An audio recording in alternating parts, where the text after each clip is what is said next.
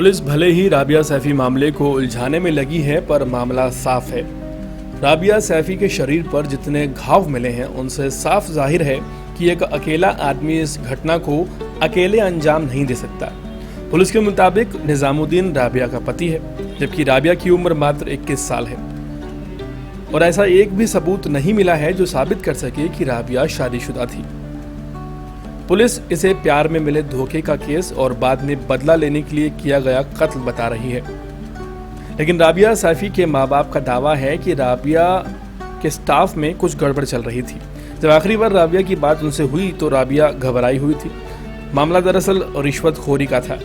अरविंद मेहरा नाम के एक स्टाफ पर कुछ गंभीर आरोप लगे हैं। साथ ही साथ ये भी पता चला है कि सिविल डिफेंस में पैसे को लेकर जो पैसा चालान से इकट्ठा होता था, हेराफेरी का मामला सामने आया था। 26 अगस्त 2021 को राबिया के माता पिता को उसके स्टाफ में काम करने वाली ज्योति नाम की एक लड़की का फोन आया था। उसने अरविंद मेहरा का जिक्र भी किया था, लेकिन पूरी बात नहीं बताई थी। बस ये कहा था कि राबिया ठीक है, जल्दी घर लौट कर आ जाएगी। उसके बाद खबर आती है कि निजामुद्दीन नामक शख्स ने पहले राबिया सैफी का कत्ल किया और फिर ये कबूल कर लिया कि कत्ल उसी ने किया है।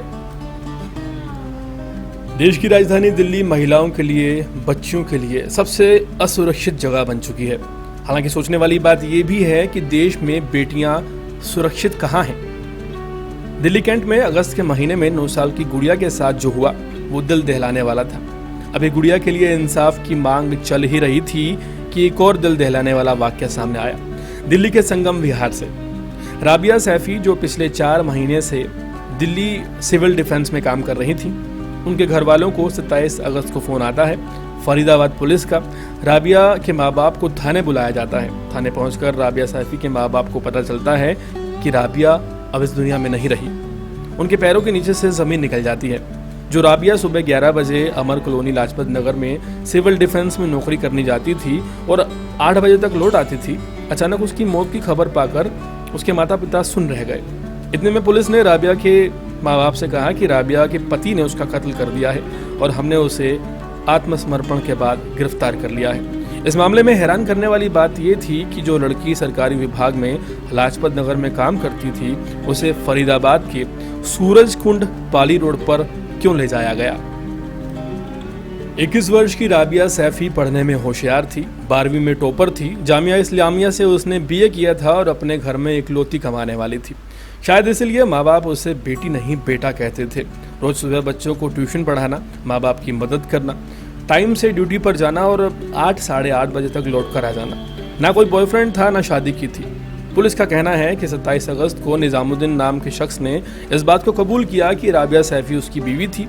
उन दोनों का निकाह हुआ था। निजामुद्दीन को राबिया पर शक था, इसलिए उसने राबिया का कत्ल कर दिया और फिर सरेंडर कर दिया। माँ बाप का क्या कहना है? रूबिया के माँ बाप का कहना है कि फरीदाबाद पुलिस के बयान एकदम झूठे हैं और एक झूठी कहानी बता रहे हैं। उनके मुताबिक राबिया की कोई शादी नहीं हुई है। पुलिस शादी का सबूत नहीं दे पाई है। राबिया के पिता का कहना है कि निजामुद्दीन को एक मोहरा बनाया गया है। दरअसल राबिया सिविल डिफेंस में चालान के दौरान जो पैसा इकट्ठा होता था उसका हिसाब किताब रखती थी और राबिया के पिता ने यह बात खास तौर पर कही है कि राबिया सैफी बहुत ईमानदार थी। हाल फिलहाल बेटियों की सुरक्षा पर फिर से सवाल उठ खड़े हुए हैं और जस्टिस फॉर राबिया सैफी जोरों से ट्रेंड कर रहा है। देश और दुनिया की तमाम खबरों से जुड़े रहने के लिए हमारे चैनल को सब्सक्राइब करना बिल्कुल ना भूलें, ताकि आप तक पहुंचता रहे हमारा हर लेटेस्ट अपडेट।